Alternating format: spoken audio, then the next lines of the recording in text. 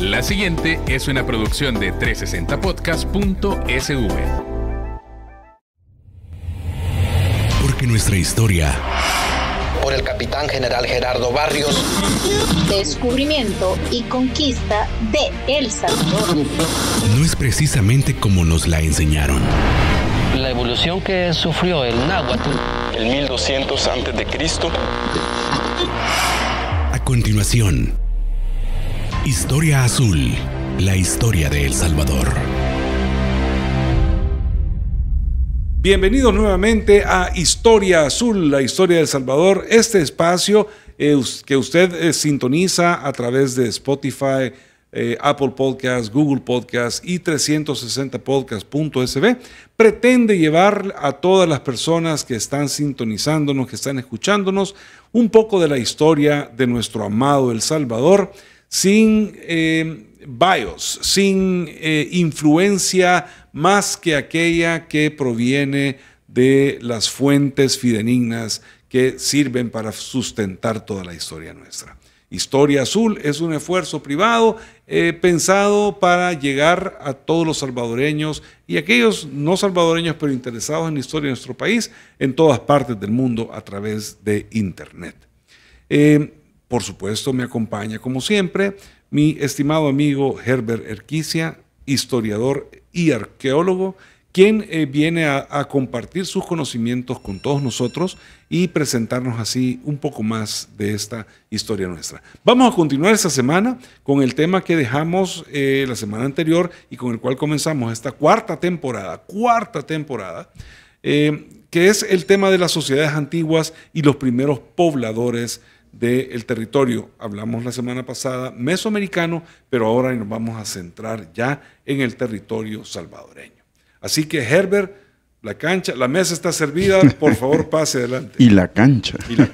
Hola a todos y a todas, gracias Charlie por estar siempre acá, pues en este nuevo episodio en el cual damos continuidad a lo que veníamos hablando, ¿verdad? De la población, de cómo se pobló América y en especial Centroamérica, que es lo que es de nuestro interés, ¿verdad? Y más especial aún El Salvador. Y El Salvador, ¿verdad? Aunque no podemos hablar del Salvador sin conocer a nuestros vecinos y a nuestra región. Como ya lo hemos demostrado ampliamente. Exactamente. Entonces, las sociedades antiguas y los primeros pobladores...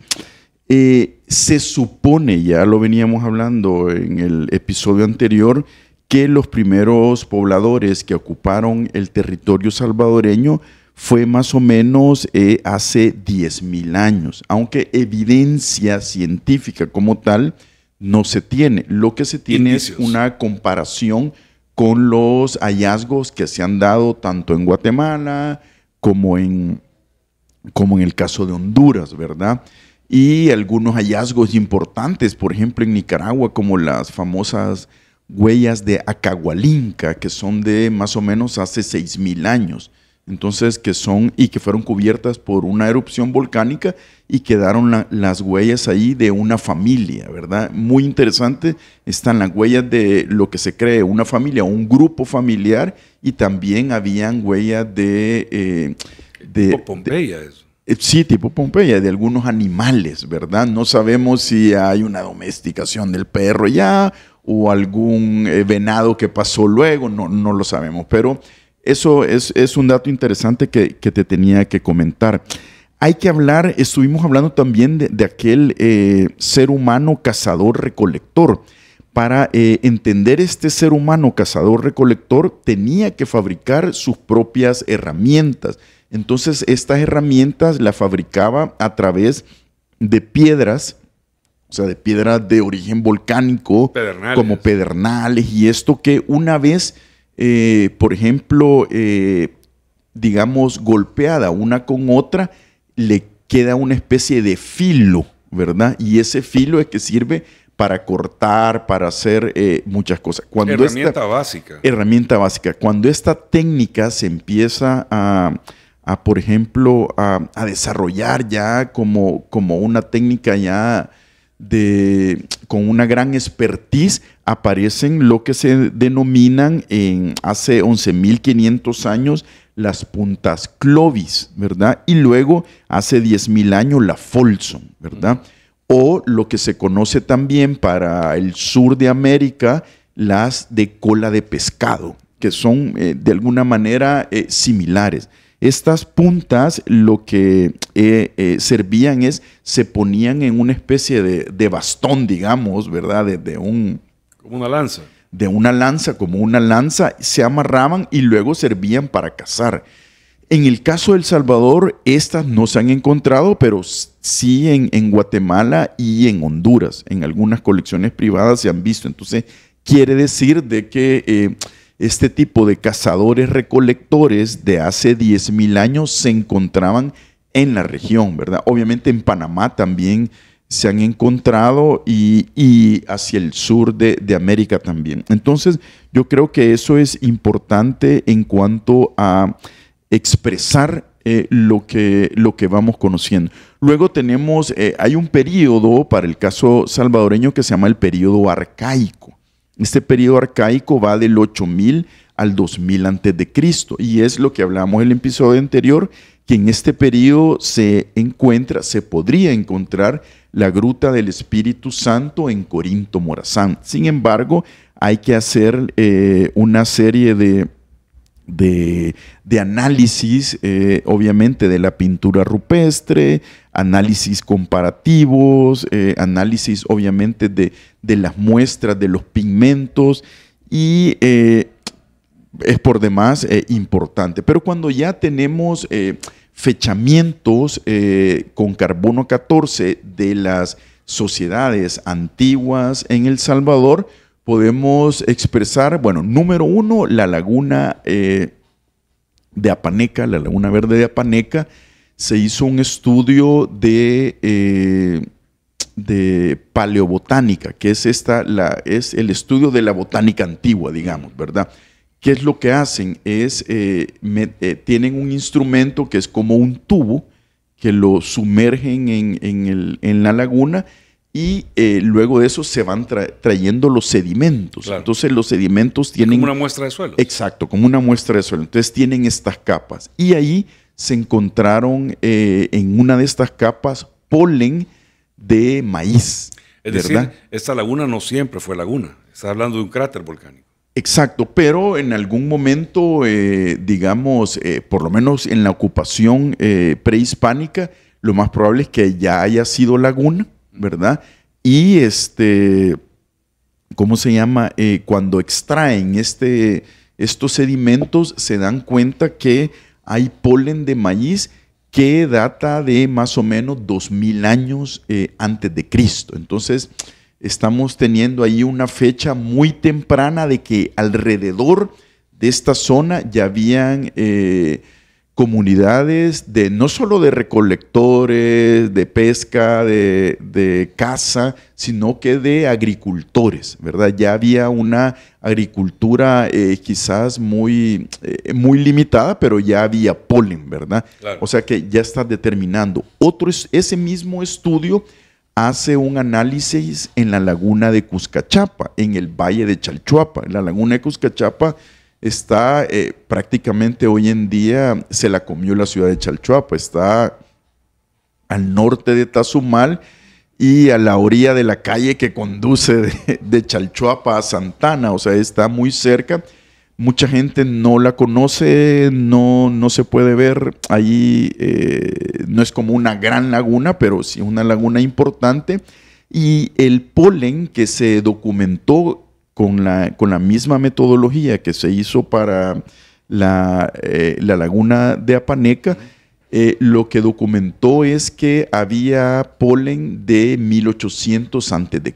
Quiere decir que en el valle de Chalchuapa había campos de cultivo de maíz de hacia 1800 años, ¿verdad? Entonces, eso es importante porque ya son fechas dadas a través de... Casi 4000 años. Sí, a través de datación de carbón. De datación, de instrumentos, digamos, que nos pueden dar pues una imagen de esa fecha. Luego tenemos una muestra de carbono 14 en la isla Periquito, en el Golfo de Fonseca, isla Periquito salvadoreña, en donde los arqueólogos Amaroli y Amador, en esta isla que es prácticamente un conchero, ¿verdad? Un conchero, estamos hablando restos de concha, o sea, toda la concha que iban sacando, que se iban alimentando, la iban poniendo en, digamos, en una especie de montículo, ¿verdad? Y este montículo muchas veces servían para, sobre ellos, hacer una casa o sea, para resguardarse de cuando la marea subía, ¿verdad? Por ejemplo, entonces en la isla Periquito, estos colegas hicieron una datación de carbono 14 y le fechó 1800 antes de Cristo también. Entonces estamos hablando que hay una ocupación temprana en el valle de Chalchuapa, en el Golfo de Fonseca y en esta parte del altiplano de Apaneca, ¿verdad? ¿Qué quiere decir eso? Hace 4000 años, ¿eso corresponde al periodo preclásico? Corresponde al periodo preclásico temprano, ¿verdad? La división entre los periodos, y lo vamos a ver en estos sus siguientes episodios, es preclásico, clásico y posclásico, y cada uno de ellos tiene una división, ¿verdad? Entre temprano, medio, tardío, luego temprano, tardío, y luego, bueno, hay una serie de subdivisiones. Pero ahora mismo lo que estamos viendo es que estamos hablando de espacios que son, uno, valle central, o sea, o valles bueno, el valle de Chalchuapa con abundancia de agua, si no, no se dieran ahí los, ¿cómo se llaman los que se les pone a los panes con pavo? El berro. El berro. El berro, ¿verdad? Ahí cerca del manantial del Trapiche.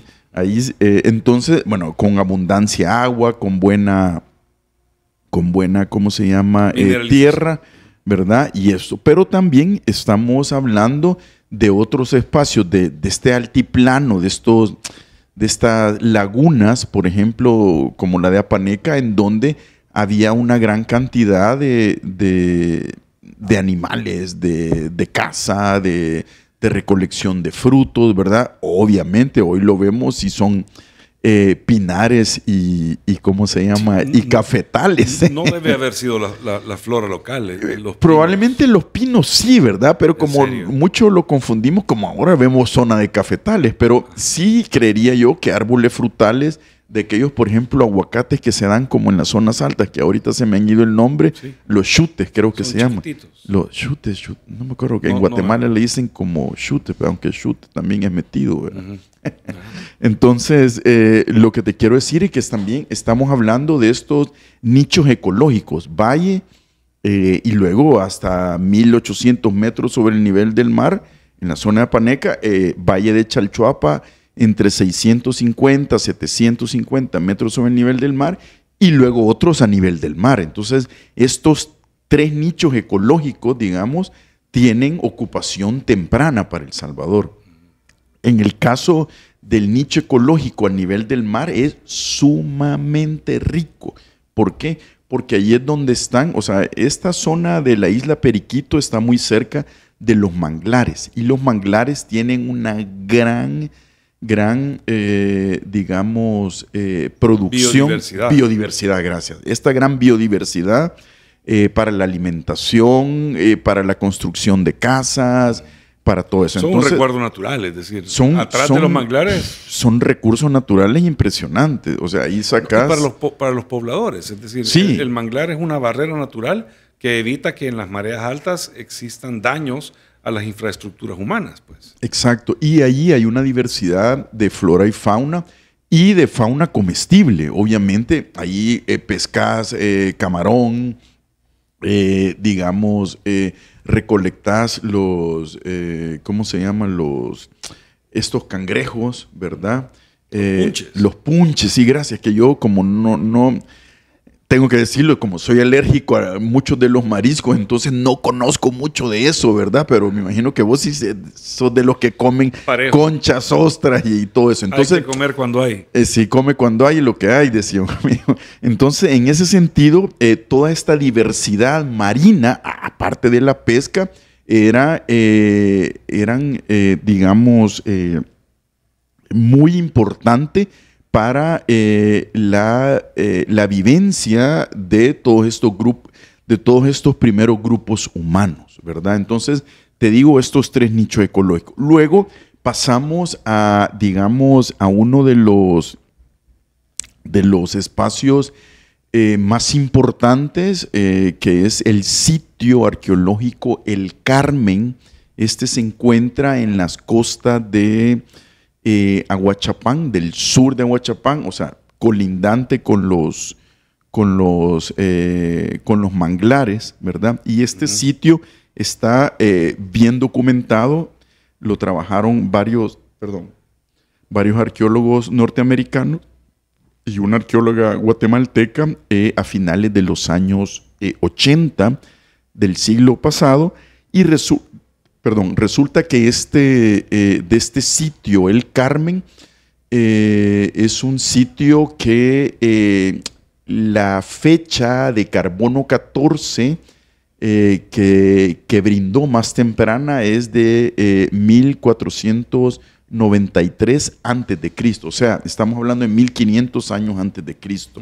Acá ya es otra dinámica. Acá ya hay agricultura, ¿verdad? Acá ya hay cocción, o sea, producción de sal, que era importantísima. Claro. Acá ya hay cocción de mariscos y demás, o sea, tu sopón de la mariscada, ¿verdad?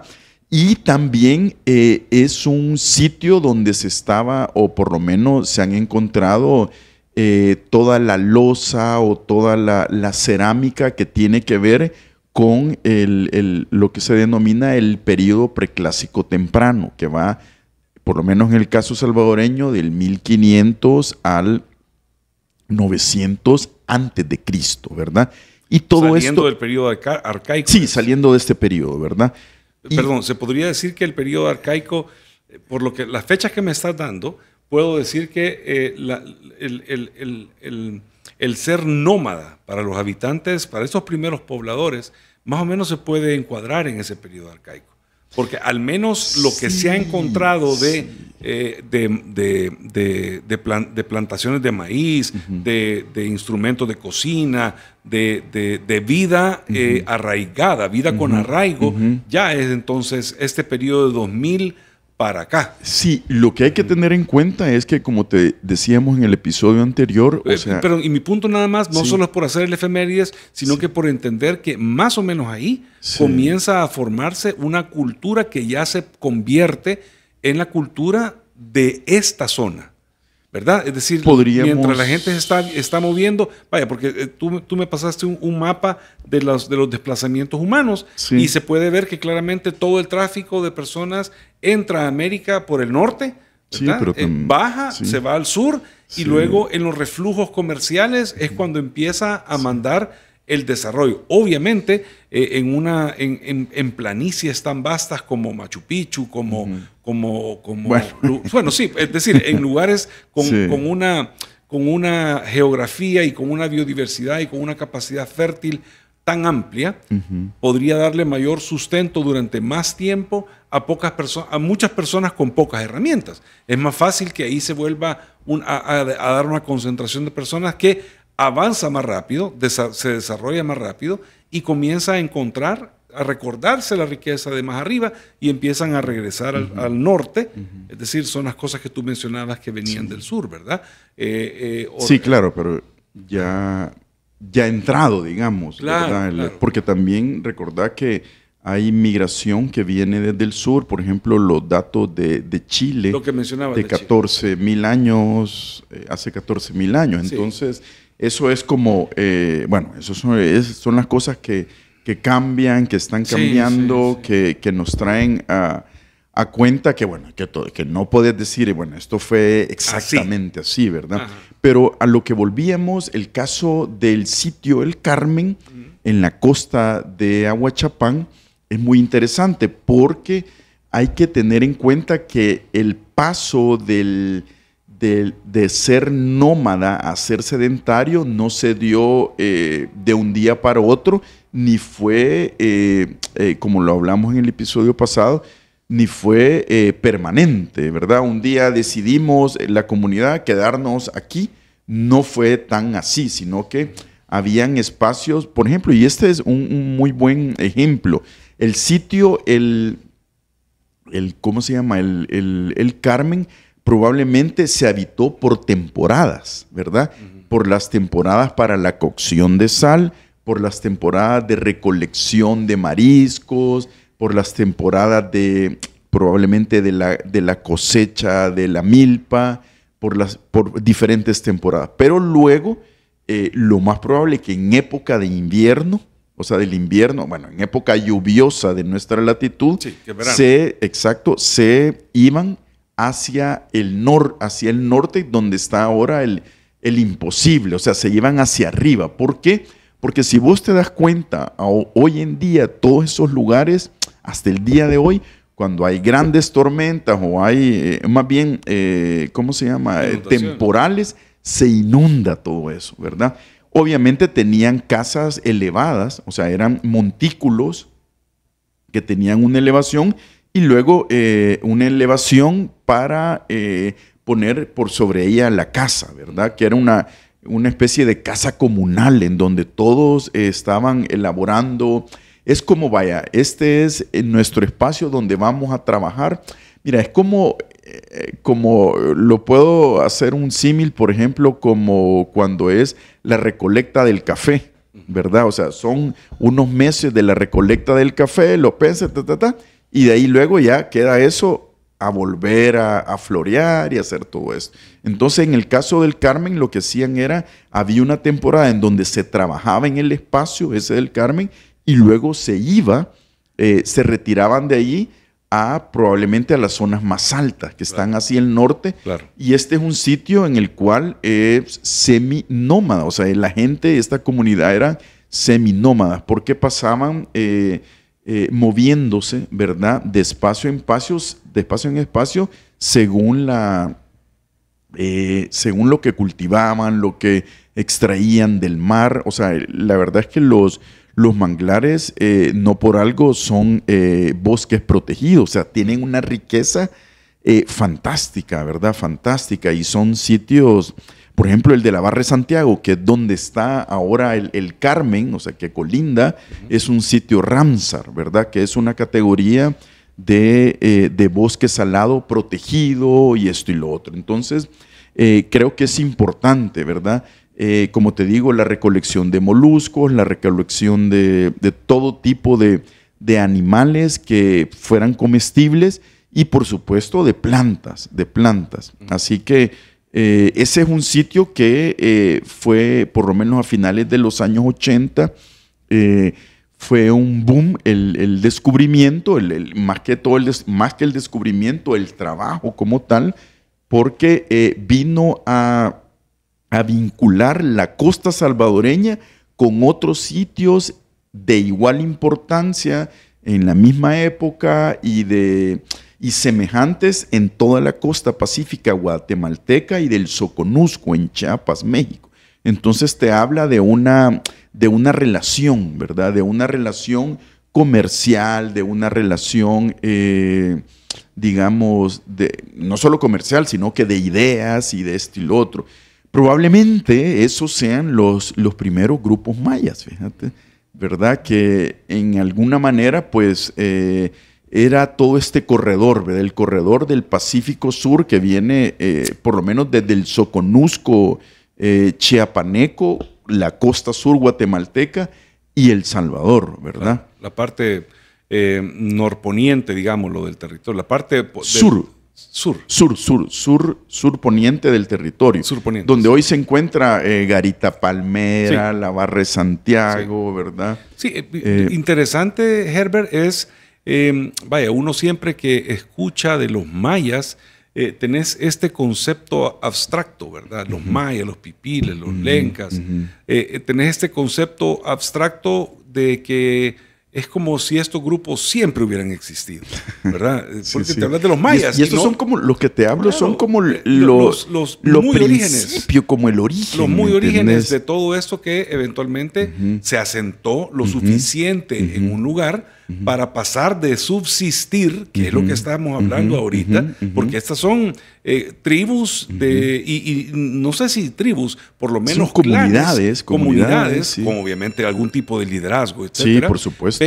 Pero que únicamente se reunían, trabajaban, dormían, vivían. El día siguiente hay que levantarse, porque si no, no comemos. Y es decir, no había como suficiente acumulación de riqueza, no en los términos quizás absolutos como lo entendemos ahorita, o metálicos como lo entendemos ahorita, sino de riqueza de recursos para sobrevivir de un día a otro, de una semana a otra, de un mes a otro, como para alcanzar un nivel de tal forma que les permitiera asentarse y entonces tener más tiempo para lo que hace el ser humano con más tiempo, pensar.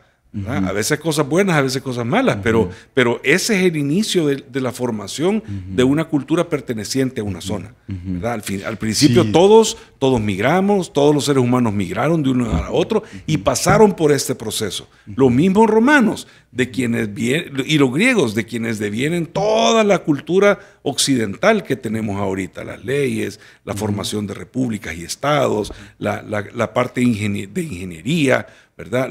Los romanos se lo pasan a los españoles lo traen a América, y América pues hace lo suyo también y comienza a hacer sus propias cosas. Pero el punto es, estamos todavía en el momento donde no existen los mayas, donde no existen los pipiles, porque no han los pipiles no. Pues muchísimo, ¿verdad? Donde no existe ningún tipo de estas etnias que le dieron forma al territorio prehispánico, entendido como naciones que fueron invadidas y conquistadas por otra nación, ¿verdad? Que creo yo que siempre es un punto de inflexión al cual tenemos que llegar para comprender plenamente la historia de este continente mestizo que tenemos, que es América. Yo en ese caso lo que pienso es que, bueno, estos grupos, ¿verdad?, que no quiere decir de que pasen en el día trabajando y no tengan tiempo de pensar. O sea, ellos obviamente saben sembrar, ¿verdad? Cuando la naturaleza o sea, es como el campesino de hoy en día, sabe cuando hay luna, esto para sembrar, ¿verdad? O sea, ese conocimiento del cosmos sí lo tenían, ¿verdad? Y lo importante en este sentido es que forman una red comercial, red de conocimiento, red de intercambio de productos. O sea, estamos hablando del sitio El Carmen. El sitio El Carmen, lo más probable es que era un productor en exceso, como para comerciar, como para intercambiar, por ejemplo, sal, que era importantísima la sal. Porque no solo sirve para echarle a los friolitos, para que queden buenos. Exacto, sino que sirve para curtir los cueros, para la carne salada, el pescado salado, o sea, para un montón de cosas. Entonces la sal era un producto, y yo creo que ya lo hemos hablado acá, es un producto rico de intercambio, ¿verdad? Incluso mucho, y como es un material que de alguna manera aguanta la transportación de un lugar a otro, entonces es un material rico. Entonces el intercambio de sal por otros productos, como por otros productos que venían del altiplano, qué sé yo, alguna obsidiana, alguna loza que no se tenía acá. Entonces esos intercambios son importantes. Hay otros sitios por ahí que son más tardíos, pero que sí se han encontrado, por ejemplo, restos de estos contenedores para la extracción de sal, porque lo que hacían era una cocción, ¿verdad?, de sal, y es en el sitio en Miramar, que está ahí en la hacienda Miramar, actualmente Acajutla, ¿verdad? Allí hay un sitio con 2-3 montículos en donde recuerdo haber ido en una visita de campo, en donde pues se encontraron estos tipos de restos, en donde estos contenedores pues servían para la extracción de sal, ¿verdad? Entonces, importante. Otro sitio importante que tiene, estamos hablando, viste, más o menos 1500 antes de Cristo, ¿verdad? Y tienen toda esta loza, toda esta cerámica. Es importante comparar la cerámica que se está haciendo ahí, o que tienen ahí más bien, con la cerámica que se tienen en otros sitios del sur de Guatemala y del sur de Chiapas. ¿Por qué? Porque esto lo que hace es que estén en una esfera cultural. Ya estos ya están en una esfera cultural que no están otros grupos del valle, por ejemplo, ¿verdad? Sin embargo, en el caso, hay otro valle muy importante de esa zona, un poco ya más entrado, que es el Valle del Río Ceniza. El Valle del Río Ceniza se llama así por el río Ceniza que está entre Sensunapán, el río Sensunapán y el río Ceniza, que es el actual Sonsonate, ¿verdad? O sea, Izalco, Sonsonate, más o menos, digamos, podía estar Caluco, Naulingo, Tacuzcalco. Es un territorio demarcado por ríos que tiene todas las alturas. Tiene varias alturas. Bueno, el Sensunapán hasta Guayúa, ¿me entendés? Hasta Los Naranjos. Sí, bueno, ¿verdad? Que estás hablando ya de 1400, 1500 metros. Entonces Guayúa está a 1000, 1100. Sí, entonces estás hablando, conocer, por ahí. Sí. Entonces estás hablando de estos espacios que también son importante. Entonces, a lo que voy es que...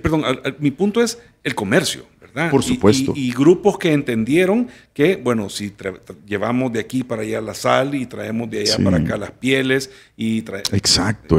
Y esa figura de comercio, a lo fenicio, sí, pero en esta zona que permitió el intercambio de todo. Sí, vos en tu nicho ecológico podés producir y obtener tales productos y los intercambiás con los del nicho ecológico otro, ¿me entendés?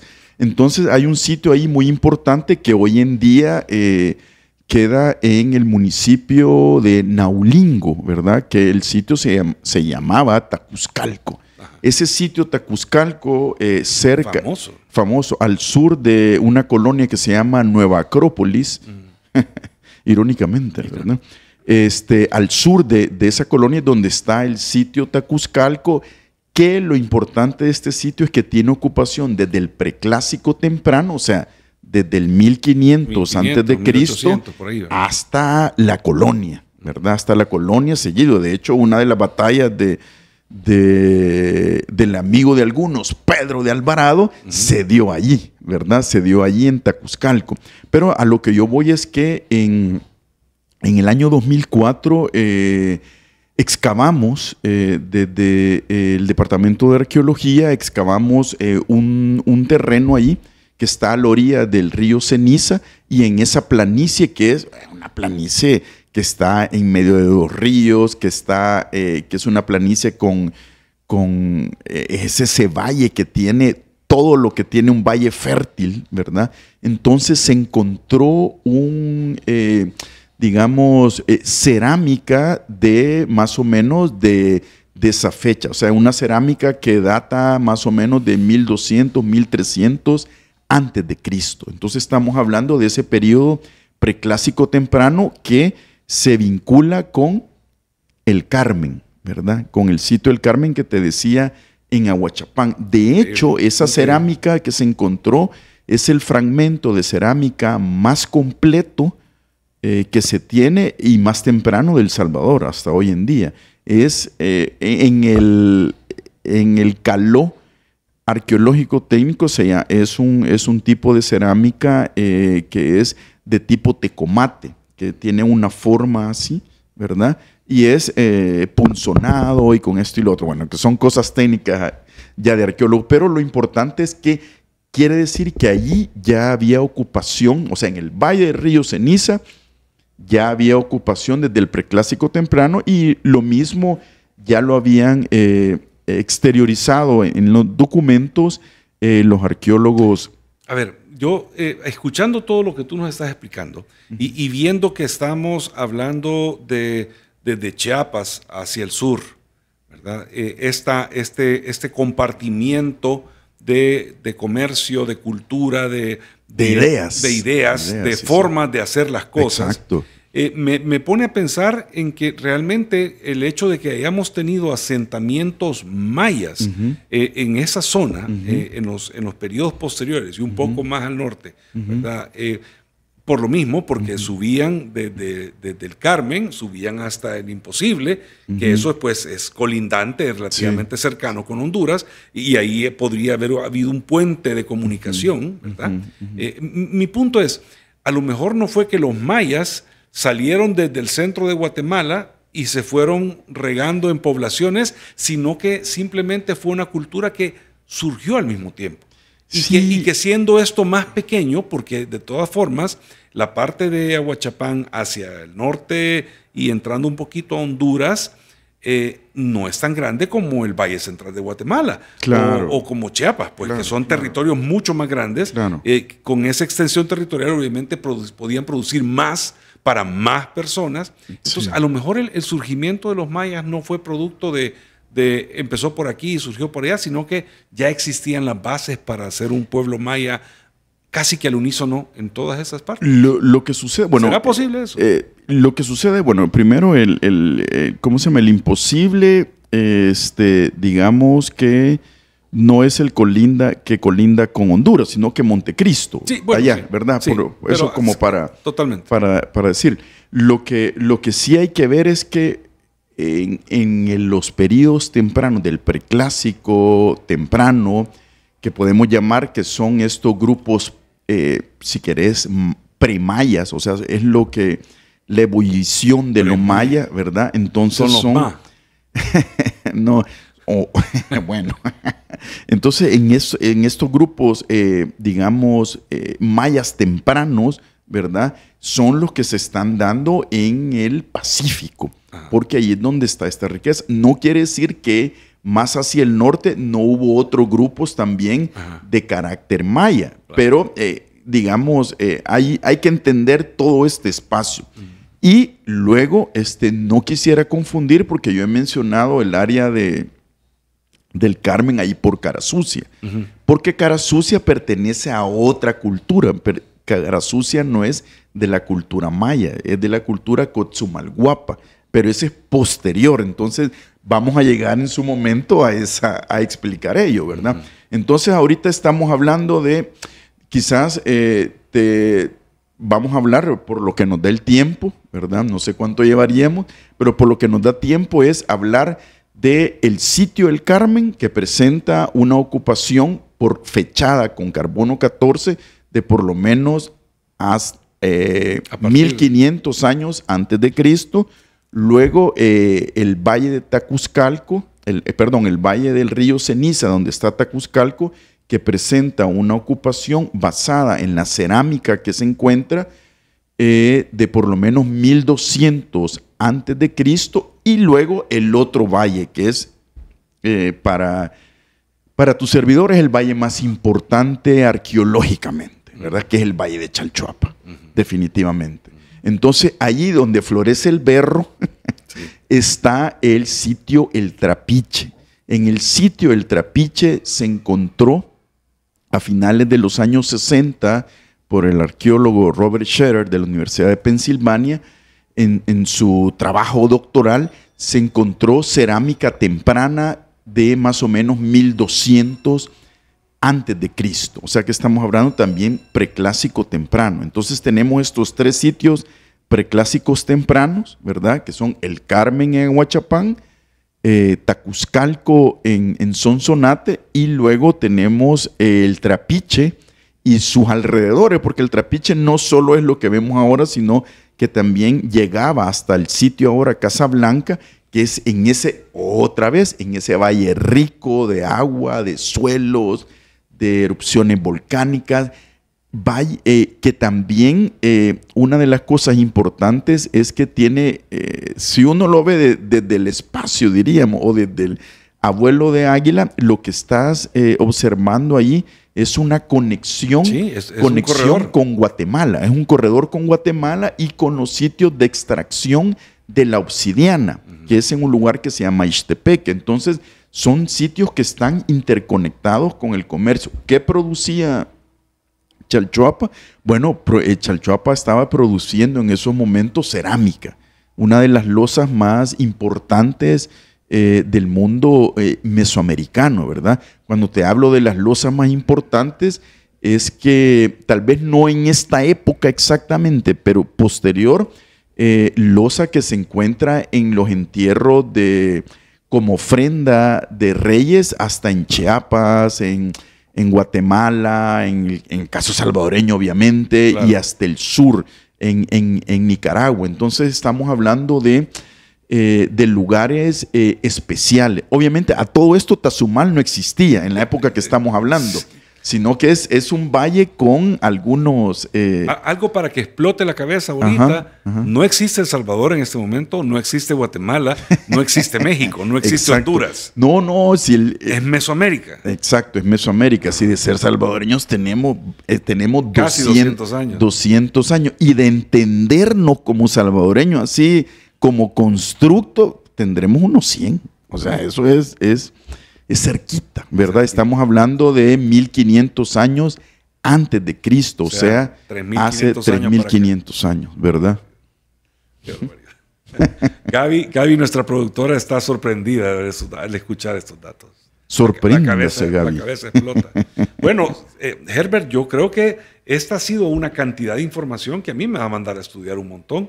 Creo yo que... De eso se trata. Sí, así es, totalmente. Es lo importante de que aprendamos la historia nuestra, ¿verdad? Imagínate qué lejos estamos. Estamos lejísimos ahorita. En términos de los cambios que nos han traído hasta donde estamos en este momento, esa parte, ¿verdad? Creo yo que es como importante hacer una pausa, meditar sobre todo esto, dejar que estas ideas encuentran un espacio y se conviertan en parte de nuestro acervo cultural individual. Porque entendiéndolo podemos entender mejor las similitudes que todavía tenemos como centroamericanos, ¿verdad? Y así, grandes similitudes. Exactamente. Y así encontrar oportunidades para el futuro, ¿verdad? Y eso es lo importante, es decir, sí, que la guerra con Honduras, claro, esas cosas se han dado toda la vida. Con Guatemala han habido más guerras todavía a lo largo de la historia. Entonces, creo que uno debe ser como más amplio y salirse de los 80 años donde vive y entender que somos ese ser que se transmite de generación en generación, pero que viene siendo la misma persona, ¿verdad? Es ese ser humano que siente lo mismo desde hace 10,000 años hasta ahorita. Creo que podemos poner tranquilamente la pausa. Hemos entregado una gran cantidad de conocimiento en este episodio y creo que estamos todavía lejos de terminar el tema. Así es que lo que pasa es que son... ¿verdad? Creo que dejamos hasta acá en esta ocasión. Agradecemos mucho su fiel audiencia, su fiel sintonía, su fiel descarga por todas las formas nuevas que hay de comunicarse. Y los invitamos a que se mantengan siempre pendientes de Historia Azul, la historia de El Salvador. No nos vamos sin nuestra fase semanal, la cual pues, Herbert, por favor, entréganosla. Gracias, Charlie. Solo recordar que esta parte prehispánica son 3,000 años que tenemos que hablar, así que agárrense. Vamos para largo, ¿verdad? Y quiero cerrar con la frase de José Vasconcelos, este abogado, político, escritor y filósofo mexicano de los años de inicios del siglo XX, que influyó muchísimo en la idea del indigenismo, en la idea del mestizaje, no solo en México, sino que también en el resto de América Latina, pero mucho en El Salvador. Y es una frase pequeña, dice: la duda es la fiel servidora del sentido común. Increíble. ¿Verdad? Sí, realmente toda esta historia, todas las cosas que aprendemos a lo largo de nuestra vida, resuena en nuestras conciencias, y quizás ese sentimiento de que al encontrarte con algo que no conocías, tu sentido común o tu esencia interior te dice si avanzar o no avanzar, juzgar o no juzgar, criticar o no criticar, proceder o no proceder. Excelente, sí. Buen pensamiento para el resto de la semana. Nos seguimos escuchando en Historia Azul, la historia de El Salvador. No se pierda nuestro próximo episodio el próximo martes, siempre en nuestras plataformas Spotify, Google Podcast, Apple Podcast y por supuesto 360podcast.sb. Muchísimas gracias y hasta la próxima. Esta fue una producción de 360podcast.sv.